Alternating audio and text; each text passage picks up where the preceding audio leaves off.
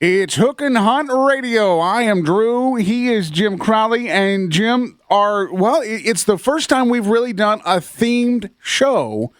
And today's theme is all about, antlers. We got done talking to Brian Howell, and I've talked to Doug Kostriva from Horny Buckseat about this guy and said, you really got to have Jeremy Moore on the show because this is something that's relatively new, shed hunting with dogs. Jeremy Moore, welcome to Hook and Hunt Radio, man. Glad to have you here.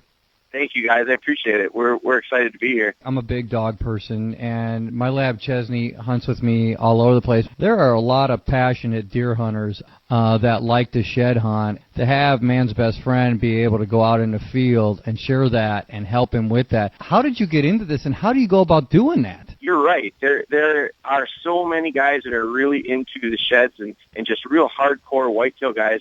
The thing that's really cool about it is I think it's actually something that by using your dog and getting the family dog, let's say, involved in it, it's not necessarily something that just the hardcore whitetail guys are going to be able to take part in and kind of get excited about. It's really something that the whole family can get into, and that's the cool part about shed hunting. The way I got into it, actually, you hit on it a little bit. I'm a bird dog guy. I'm a gun dog guy. That's kind of my history. That's kind of where my dog training stuff came from. And what happened was I started doing it just for fun. I really got into training gun dogs, if you will, and I was training them for waterfowl and upland.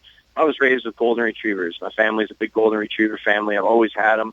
When I went to college, I actually bought my first lab and trained that dog to be just a really nice gun dog. Did upland hunting with her, did waterfowl hunting with her. But what happened was I'm a whitetail guy by nature. I think about deer every day, all day, and I didn't spend much time hunting deer because I was bird hunting. Well, I got to the point where I said, you know what, I'm gonna focus my efforts on deer. So I got away from the bird hunting, and that first fall here I had a really good gun dog, about 8 years old, and I didn't do anything with her.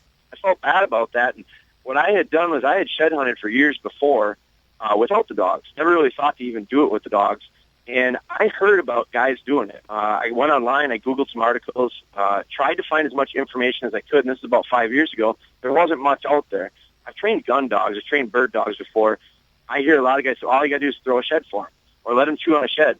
Well, there's so much more to that, and I found out the hard way. And what happened with me was I took my older dog, she was 8, I cross-trained her to start picking up sheds.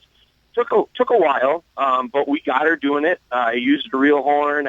I went through some struggles. My dog's a soft-mouthed dog. Sporting dogs have a tendency to be soft-mouthed. They've been bred for hundreds of years to do that, deliver birds to hand without damage. So that takes a soft-mouthed dog. Well, a hard horn and a soft mouth, it just doesn't go together real well.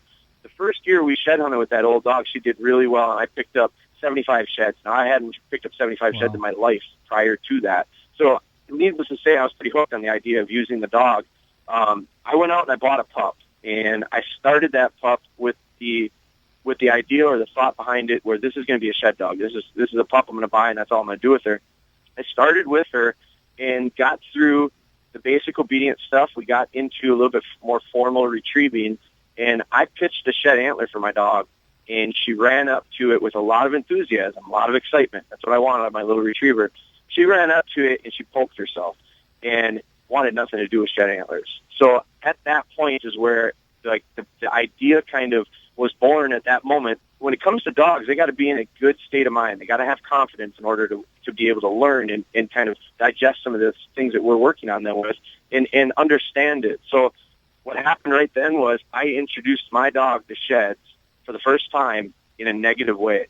And it was real similar to the reaction I'm going to get from a gun-shy dog. Dogs aren't born gun-shy. They're conditioned to be gun-shy by introduction to gunfire the wrong way. Well, that's where the idea for the DogBone kind of came around. And we have a product line that we since have developed. We've patented it. We're the first ones to come out with something like it. It's going back to my roots, which is gun dog training. And it's providing tools for guys who want to train their dogs to shed hunt. And we put together a system. It's relatively simple. We try to break it down and make it user-friendly, if you will. And it's kind of a 3-step system. We condition the shape of an antler. We add the scent of it and condition the smell of it, or scent discrimination. And then finally, we use the feel of the antler, which is a real hard horn, And so we take those steps with the dog to introduce to them. We break it down in a pretty easy way to understand. We wrote a training booklet that kind of explains the steps we take. So we've got now, it came from that idea that we've grown this product line that we call the DogBone Shed Dog products. So that's kind of the background of where we came around. This is the best interview we've ever had when it comes to talking about what it takes to train a dog, and that's to build a relationship with the individual. I think Jeremy Moore is right on. DogBoneHunter.com is where you can go and check out the products. You can actually, in April, they have one day that is a training seminar. You can check it all out. Again, it's DogBoneHunter.com. And Jeremy had to jump off the line very quickly, but we appreciate him coming on the show. More with Hookin' on Radio coming up.